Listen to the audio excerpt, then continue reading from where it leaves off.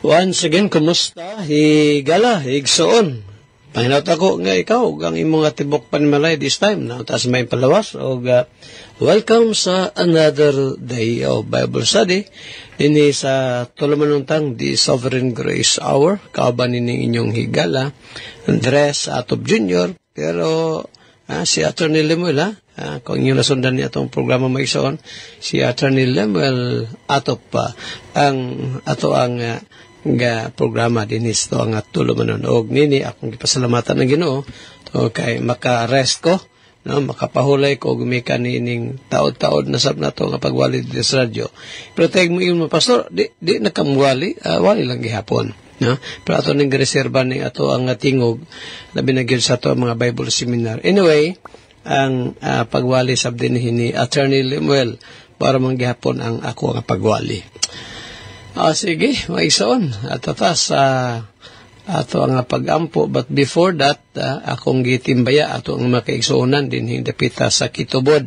Pastor John Valentin, Brother Dodong, Brother Yanyan, Brother Lando, Marinis sa Marbil, no? Panginawat na ko ang namros may palawas. O ay mo kalimutan nga si Pastor John Valentin, mabati isab ninyo sa iyang program ang Sovereign Grace Hour sa iyang Facebook, no? And then Brother John Ruben, then Brother Alex Mantabuti. Oy, sa taga-mental dayo diri sa Davao, kamong gusto nga magpamasahi, no? Na ibagong gi-open nga kana bang massage parlor nila ni Brother Alex dinhi sa Gaisano mental, no? Sa ground floor na ada sila Brother Alex. Katong gusto nga magpa-massage, magpahayahay ba kay kini magpamasahe makaayo gyud pod ay, no, sa ato nga kana bang paminsar o panglawas maayo gyud. Sige, maisoon ato ta sa pagampo. Happy birthday di ay sa kang may Mia Gamaw, no, sa mga kabataan nila ni Cromwell o ni Ningning nga karong adlaw ga birthday. Now atong pahibalo mga igsoon nga apinos pagampo kung itugot sa Ginoo nga sunod semana sumadron adunay ipatigayon nato nga seminar, no, or nato seminar lecture sa mga laing gikas laing grupo nga muan sa Davao kana kung madayon, no, kung itugot si Ginoo. Wa pa na ko sila mahimamat pero ang mikontak nato siyempre atong usas tong mga kaigsuonan. Asa dapitan na pastor? Ilasan ako isulti kay kini ba mag-una-una tagsulti sagad di ba gyud matigayon ba? Wala ato la sa ning edal sa pagampo og gidapit na mo kamong mga taga Bohol. Ako rin kaunay ginapahibalo nga karong August 22, ano? Diata sa Biraca Beach Resort, alas 8 sa buntag sa Talibon, Bohol. O ato nga mga kaigsuonan, Brother Adlaon, Pastor Jorin Navarro, o kang Brother Makoy, ay mo kalimot nini maong pitsaha. Aron nga kita-kita ta dito. O atong dalas pagampo ni nga makakita tagluna din his Bohol, din dapitas Talibon area, makita tagluna nga diin ato pon nga mabayaran hinay-hinay o makapatukot tag tigumanan. Kay handom ginamo na ni Pastor Roy Kasipli, no pastor, nga makapabarog og tigumanan dinhi. Apil sa pagampo ni Maigson kini atong mabot nga seminar. Okay, sige, ato ta sa pangaliw po atong ipanugyan sa Ginoo at tanang gibuhaton karong adlaw. Let us pray. Father in heaven, salamat kayo nga this time ang mga pulong matunan sab namo gani akong pagampo nga Ginoo imo kining panalanginan sila sa Lord nga naas balatian extend mo imong hilingan labi na sa anak ni Berlingling isong nori nga si Rachel o Ginoo maluoy ka.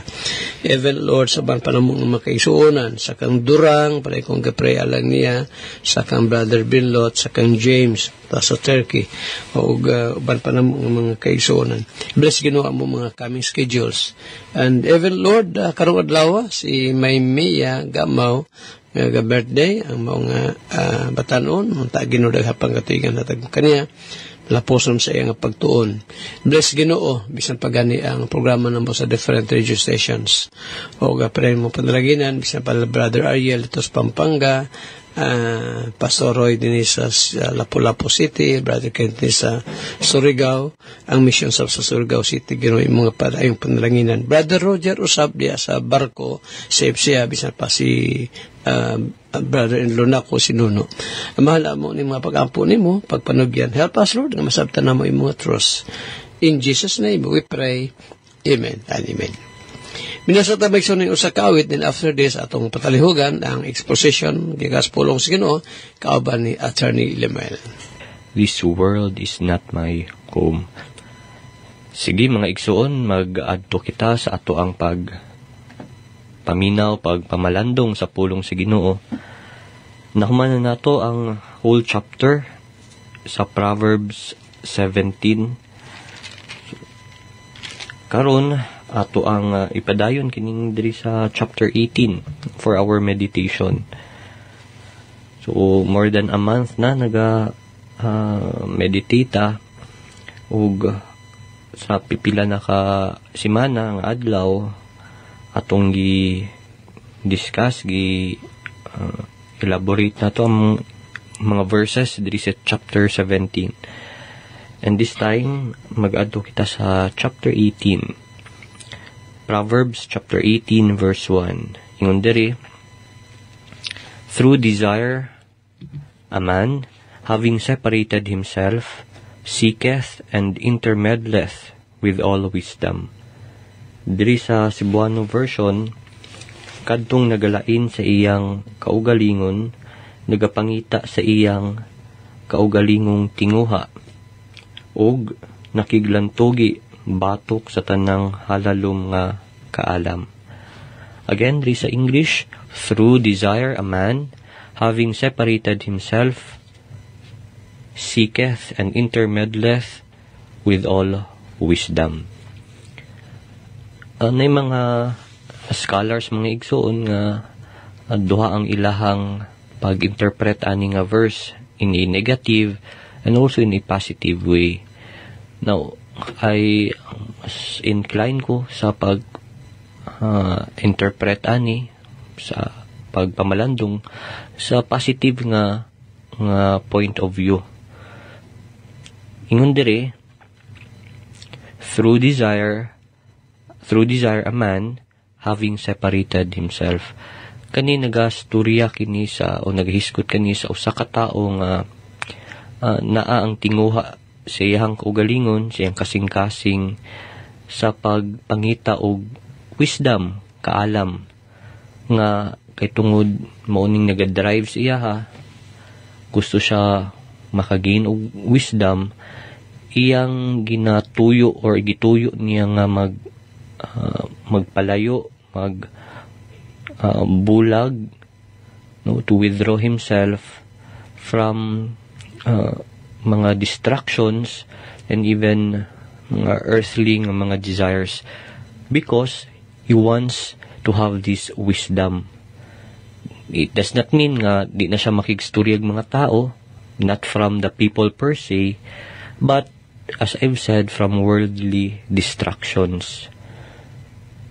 So iyang i-isolate iyang kaugalingon for him to, kung mga spiritual nga wisdom yang gitinguha, he isolates himself to study, to pray, to meditate, o mangita og wisdom or counsel gikan sa Ginoo pinaagi sa pag-isolate through solitude, o kanang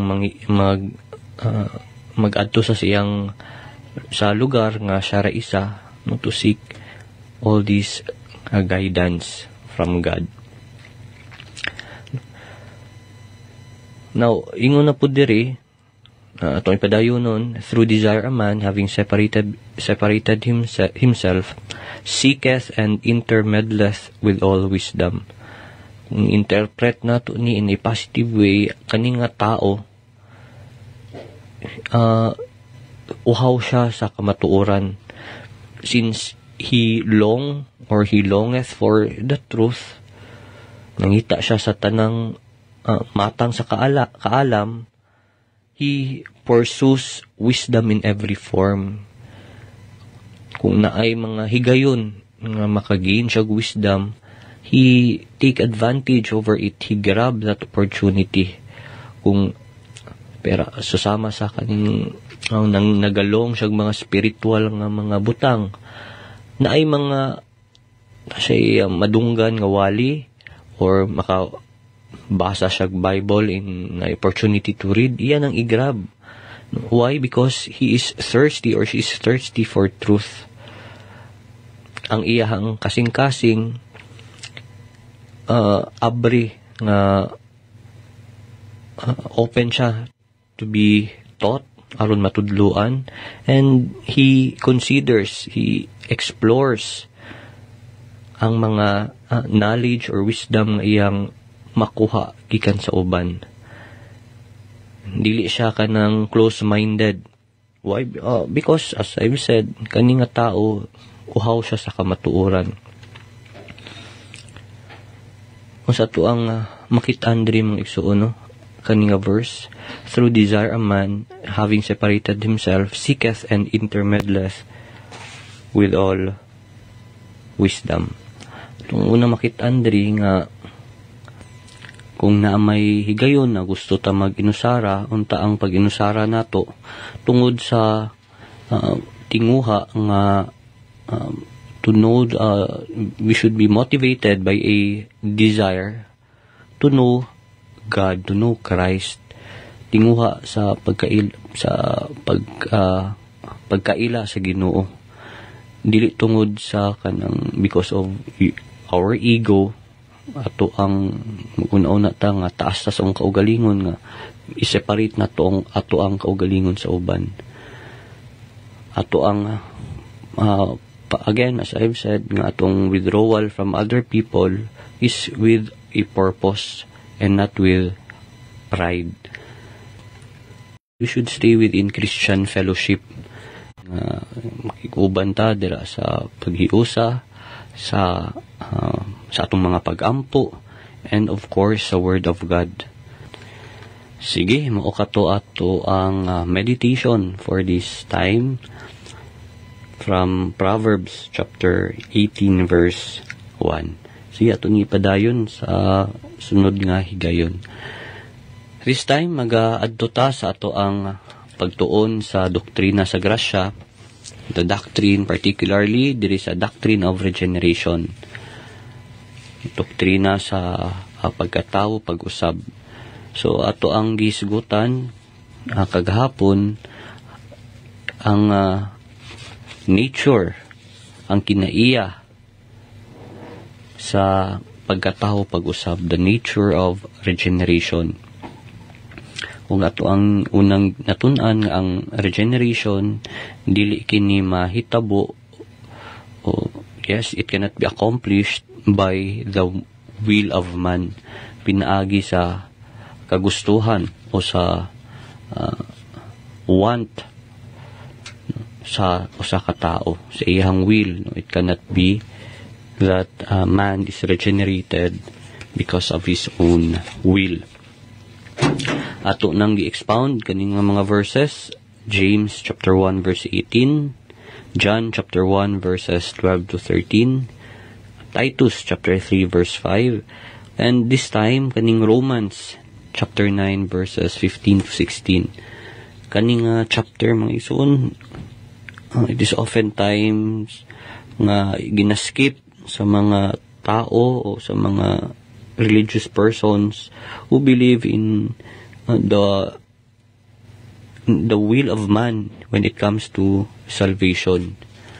Kay diri man gud nga chapter maklaro kaayo or ma-expose nga ang tao wala jud siya una kabahin ug ang iyahang will, iyahang tinguha wala jud kini kalabutan dira sa kaluwasan. Kung imuning basahon ang whole chapter sa Romans chapter 9, maklaro, very clear nga everything, especially when it comes to salvation, is only by the mercy and grace of God. So atong basahon ning Romans chapter 9, diretso na ta sa verse 15. Romans chapter 9 verses 15 to 16. Ingon diri, for he saith to Moses, I will have mercy on whom I will have mercy, and I will have compassion on whom I will have compassion.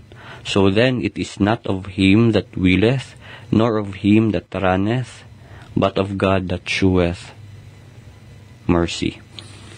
Ginapakita diri mga igsuon una na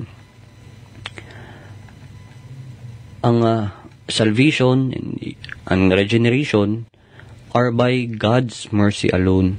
It cannot be that man has a role on these things. Yung diri, I will have mercy on whom I will have mercy. This is a verse, a direct quote, no, from Old Testament verse nga ang Ginoo nag-reveal sa iyahang pagka-sovereign. Gi-reveal sa Ginoo iyahang absolute sovereignty to Moses. What does it mean? Sa pasabot sa sovereign ang Ginoo. Nga ang Ginoo, he can freely choose. Makabuot siya sa pagpili isok sa mga tao nga kinsa iya nga tagan og kaluoy or mercy. Pinapakita ni mga igsuon nga ang Ginoo dili siya obligated. He is not obligated o nagadepende sa trabaho sa tao, sa iyahang tinguha or kabubuton or even sa status sa tao. Ato ang hinumduman mga igsuon nga kaning pulong nga mercy, or there is a Cebuano version kaning kaluoy. Ang mercy, it is not something that God owes. Dili kini utang sa Ginoo. Kaning mercy, it is something kini usa kini ka gasa, it is a gift that he gives freely, na iya kining ihatag sa iyahang kabubuton, sa iyahang pagbuot, o it is according to his will, sa iyahang kagustuhan. Mo nang kaninga verse diri sa verse 15, iyang ginadaot or ginaguba niya ang idea nga ang salvation is a reward, sa mga tao nga nagbuhat og maayo or because of decision. Why? Because walay bisag usa sa toa nga makademand og kaluoy, who can demand mercy. In other words, if we demand mercy, mawala ng essence sa kaluoy, sa mercy. It will no longer be mercy. Mo nang kung barugan nato ang pagtuo nga tungod sa ato ang maayong buhat, kita naluwas, dili na kana mercy kung dili suhol na ato nang gitrabahoan. And then there is a verse 16, so then it is not of him that willeth. Sa Cebuano, busa mag-agad di ay kini, dili sa kabubuton sa tao.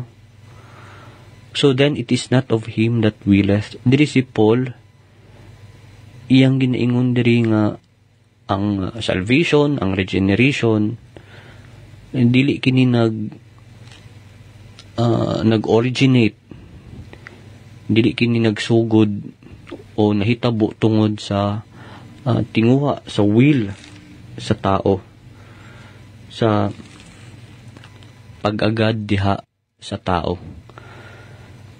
Kaning phrase diri sa verse 16 gina-reinforce niya nga iyang gina-add niya nga ang free will, it is not the cause of new birth. Dili tungod kanang naang tinguha o ang kabubuton sa tao nga ang usa mahimo siyang regenerated, ma-regenerate siya, kung dili because it is the sovereign will of God. And in the same verse, second phrase, nor of him that runneth, kani gina-refer kini sa effort or good works, kaning running word diri, nagapasabot po ni ining naadira ang diligence, kanang pagpadayon sa pagbuhat, no? Particularly pagbuhat og matarong. Ingon diri, nor of him that runneth, it means ang salvation, it does not come from effort, human effort, or even religious kanang mga rituals or performance sa simbahan. Kaning word nga running diri, kung sa dagan pa ni diri sa kalibutan nga dagan, kung makadaog ka, you may get a trophy. Pero when it comes to eternal life, ang running or ang good works, dili kini makaluwas.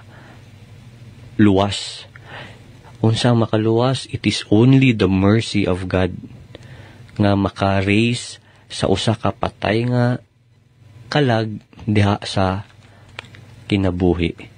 Maunang diri sa verse 16 again, giingon diri, but of God that showeth mercy. So this is the final emphasis nga ang salvation, part of it, ang regeneration, it is from God.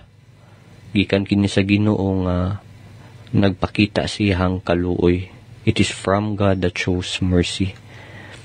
Dili ang Ginoo naga-respond sa human effort or human will aron ang tao maluwas.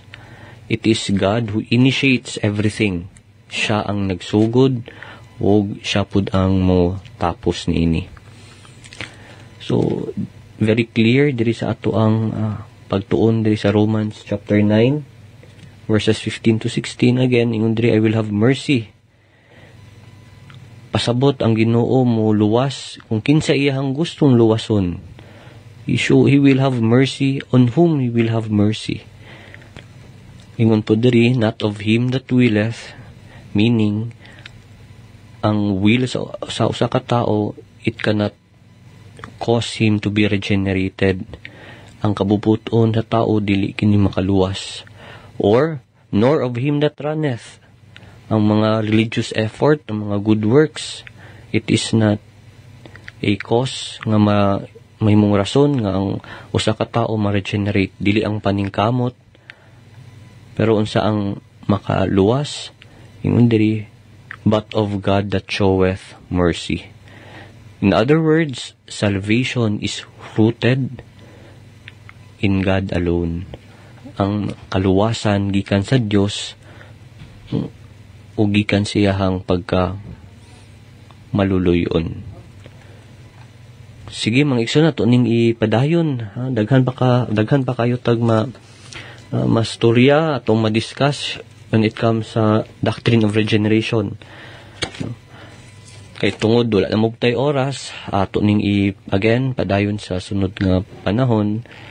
Kung ikaw di ka pa sigurado sa imong kaluwasan, ang Biblia nagaingon, repent, believe the gospel. Kini inyo ang kauban, si Attorney Lamuel Atop with Pastor Andres Atop Jr. magaingon, ang Dios magapanalangin kanatong tanan. Sige, maigsoon atong ipadayon tong nabiyaan nato gahapon, mahitungod nining pagtulunan nga gibilin ni Christ sa iyahang kaiglesiyahan o sa nining ang mga doktrina maigsoon nga sukat pa kanato sa panahon palastong Ginoo, gitudlo na niya kining pagtulunan sa usa ka Dios, dili dagana apan nagpadayag diya sa tulo ka persona. Apan sa di padayag anak maigsoon ato sa data malimot, no? Ito aday nga Bible meditation for today. Karong gutlo gahapon gisgotan nato tong versikulo 5, dito sa versikulo 6, Proverbs 14 and then verse 6 ta. Ingon pa din ni Solomon, a scorner seeketh wisdom, and findeth it not, but knowledge is easy unto him that understandeth. Unsa daw higala? Pa ni Solomon din ang usa daw ka mayubiton, scorner, no? Nagapangyubit ba? Magapangita sa kalam, ug dili siya makaplag niini. Apan ang kahibalo sayon alang kaniya nga may salabutan. Now, maigsuon, kini bitong pagpakasabot nato sa pulong sa Ginoo, dili ba gini sa ingong kaigmat nato, although kanang advantageous sa part sa mga nakahuman og tuon, nakamag-eskwela, no? Siyempre, kaysa kung wag kita makahuman kay na mga words sa labi ng English Bible itong basahon, na mga words din nga mahimong lisod na to sabton. Pero kini bang pagpakahibalo ay naamagiri sa Bible, no? So dali ra na to masabtan ang Bible kung naatay pagtuman niini. Amo ning ingon dinhi, knowledge is easy unto him that understandeth. Ang kahibalo, wisdom ay son dali ra sa mga tao nga kana bang mutuman sa unsay gisulti niini. Pero kato ganing muyubit kana bitaw yun ato o magkaranggaba, pasangin lang pero sa ining tao mga buktot, imbis ka buktot pa pasangin lang pero nga ang gaba nasa ano na ba, no? Ang gaba naa sa mga ano bang mga bakol dili na mauha. Ang ban di lagi mo to gaba. Na-remember lagi na ako ning kinilaging sa politika ba. Animation ito ako gahapon bago magyun na humaning ato ang pinili ay national and local election na to, no? Ay ingong pasoban di lagi mo magyaga-yaga labi na sa mga taong nagtabang na to. Ay tinuod magyun na kay magyaga-yaga kita mo tahod magsuon. Tama ra gyud ang ingon nga ang gaba dili magsaba. Ang gaba dili magsaba. Tinuod gyud na kay Bible principle ba gyud na magsuon. Galacia 6:7. Kini mga bersikulo magsuon ato lang ning karon ning ginakutlo, no? Tungod kay unsaon mo gini atong ma-apply matag adlaw.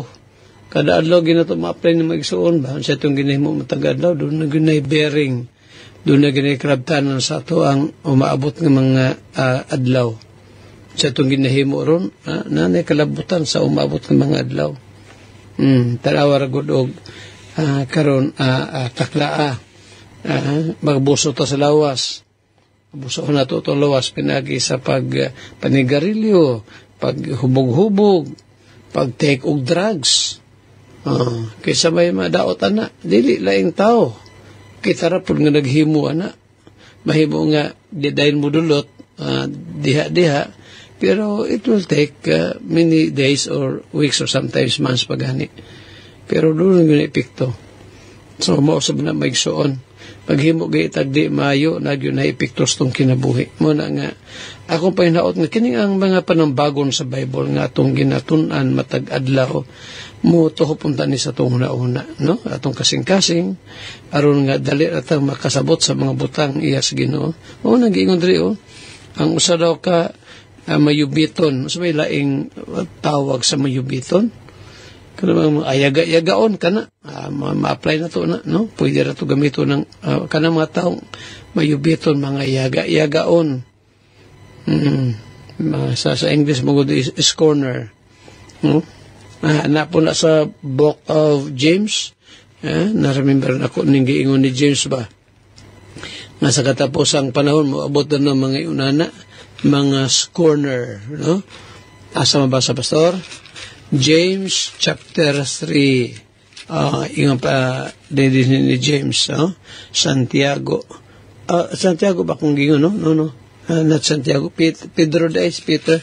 Si Apostle Peter Magson, chapter 3. 2 Peter chapter 3. And then, verse 3. Na ingon din ni kaduhang Pedro 3:3. Knowing this first, that there shall come in the last days is scoffers. No? Ang sa Proverbs, may iso na itong gibasa, Proverbs 14:6 is scorner. Ang scorner o scoffer, ato lang tanawon ha, kay ayubiton man ning sa Cebuano nga Proverbio 14:6. Ang scorner is mayubiton. Ato lang tanawon kining gingon ni Peter sa 2 Peter 3 verse 3, kining mga scoffers, is scoffers, o sa may tawagan na sa Cebuano, na ingon pa din ni Apostol Pedro, una sa tanan, kaya inyong mahibaluan kini, nga sa ulahing mga adlaw may mga mayubiton, maura, maura maigsoon, no? Ang scoffers o scorner maoray kahulugan, puros mayubiton, mga yaga-yagaon, mga taong di mo tuo. Muna nga tudloan ni mo, remember hinuon ako ning Mateo 7 ba? Ingin pa ni Christ, dili mo pag-iit sa ang perlas ngadtos mga iro. Alay verse na pastor? Alay bersikulo oy. Ambi ni mo gwa na bersikulo. Kada mga taong tultihan mo sa kamaturan niya, mayaga-yaga ay hinang ka, ayaw na ipadayo sa kuwan, no? Asay verse ana. May daw, ito sa pangitaon. Mateo Kapitulo, di masuro 7. At yung dili mo pag ilabay ang perlas, asilan, ato lang makitan anera. Nera, 7 di ako 5 ba? 7, Matthew chapter 7, and then verse 6. Inline ni sa itong gihisgutan rin sa Proverbio 14:6. O sa ingon ni si Christ, good mismo nagsultian niyo. Matod pa niya sa verse 6, Matthew chapter 7 verse 6, he said, give not that which is holy unto the dogs. Yun din yun. Dili mo daw ihatag ang mga butang balaan nito sa mga iro, neither cast ye your pearls before swine, lest they trample them under their feet and turn again and rend you. Gisulti na ni Christ, o sa daw, ayaw ihatag sa mga iro ang inyong ang mga butang balaan.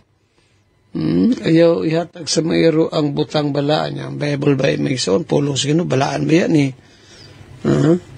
Thy truth, thy word is truth. Ang commandment sa Ginoo is holy. Ayaw ihatag sa mga iro ang mga butang balaan.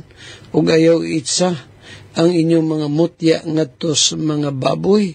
Kaya tingali unyag ila kining yatak-yatakan o sa pagsumbalik kaninyo, ila kamong hanggaton.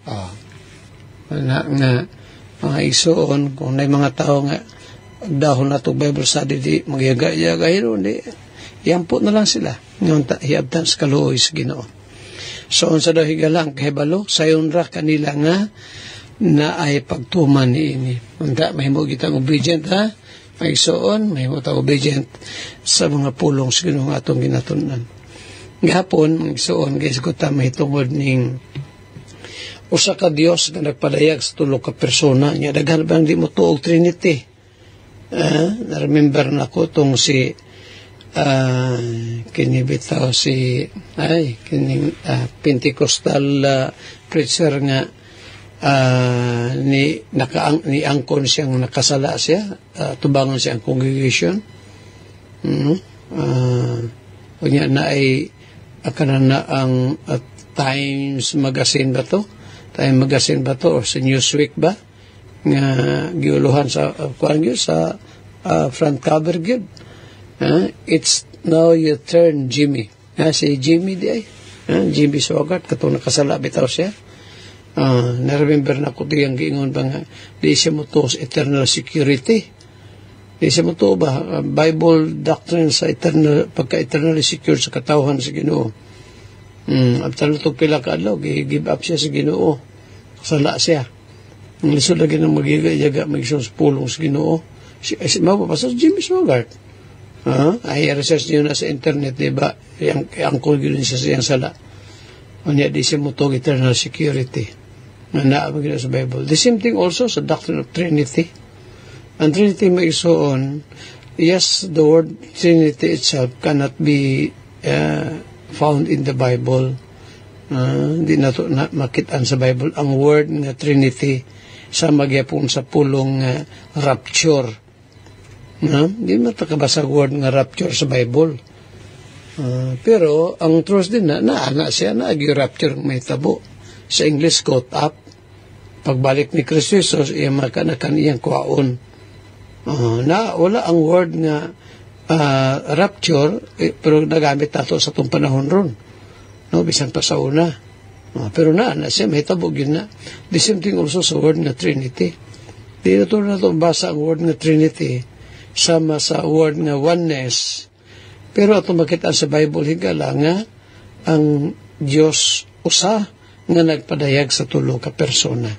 Kung ito na makita, ato ragong subliyon magsoon, Juan 8, ay makalimutan ng bersikulo ha, ako ning ginabalik-balik magsoon, aron mabutang sa itong una-una, nga naagyudi ay Trinidad sa Biblia, no, Trinity.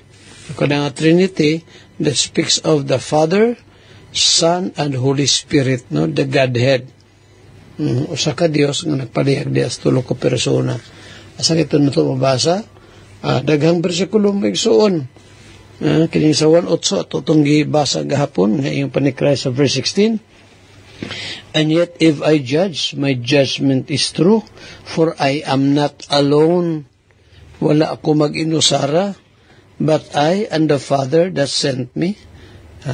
Akong amahan nga nagpadala na ako. So wa mag-inusara si Christ kaysa iyang witness ang iyang amahan. Verse 18, I am one that bear witness of myself, and the Father that sent me beareth witness of me. Clear as noonday magsuon. Klaro kayo sa bisan pa sa utong tutok ha. Klaro pa sa utong tutok nga yung pa ni Christ. Ako mo'y usang nga nagpahimatuod sa kong kaugalingon o ang ako sa mga amahan nga nagpadala ka nako nang himatuod ka nako. Dahi witness si Christ o si ayang amahan. Napoli sa John 14 maigsoon, sa 1:14 tarawan yun sa ingon pa ni Christ na day maminaw siyang pulong ug mutuman ini ato basahon. Verse 21. Pastor, napamay daghang bersikulo batong sa Trinidad, daghang bersikulo gud maigsoon. Kana lang Genesis daan, when God created man in his own image, na mention nga diha ang kanabang plural pronoun as na diha, no, buhaton nato ang tao sumala sa dagway. That speaks of more than one higala. Ito ba sa kadali ha? 1:8 arada 14 unya bersikulo John 14 and then verse 23. Jesus answered and said unto him, kaysa yung istorya ni Christ din si Thomas, si Filipe, yung sa verse 23, Jesus answered and said unto him, if a man love me, he will keep my words, and my Father will love him, and we will come unto him and make our abode with him. Sa inyo ni Ginoong Kristo, kung doon ay tao nga mahigugma daw kaniya, if a man love me, very clear ng verse 23, kung kinsa ang nahigugma kanako, iyang pagabantayan ang akong pulong, og ang akong amahan mahigugma kaniya. Og muanha kami kaniya, og ana kami mo puyo diha kaniya. Kami, pulong dihang kami. Gamit dihang pulong kami. Dito sa Genesis chapter 1, pagbuhat sa tao lagi, nagsaw sa Ginoo, matod pa sa Ginoo, let us make man in our image after our likeness. 27, o gibuhat sa Dios ang tao, sumala siyang dagbay. Mao gyapon ni diri bagsuon. Kamo dihang di mo tuos Trinity. Very clear ba yung Bible ani? Pastor, di mo na pwede yun na. Kung kita di na pwede ito kita ba di mata makahimo niya na. Kana na ang ako din higa programa niya at the same time makita po ko nyo physical diya sa inyong atubangan, literal good nga na ako din sa inyong atubangan, ali man na pwede kay posible man na mahimo na ako. Pero ang Diyos imposible ba dahil na sa Ginoo? Nabalay butang sa Diyos nga imposible. Ibuhat ganyan kalibutang out of nothing. Kaya pang padayag siyang kaulihan sa tulong ka persona. Very clear ba yan Juan 14 may isoon? Pag yun ni Christ din niyo, siya nga nagbaton sa akong mga sugo o gatuman kanila. Mauna siya ang paghihugmaon. It is that siya mauna kana siya mo ang naghigugma kanako. Og siya nga nahigugma kanako paghihugmaon sa akong amahan. And I will love him and will manifest myself to him. That's verse 21.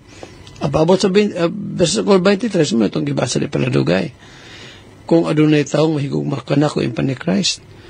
Iyang pagabantayan ako mga pulong og ang akong amahan mahigugma kaniya og kami mo anha diha kaniya og magpuyo diha uban kaniya.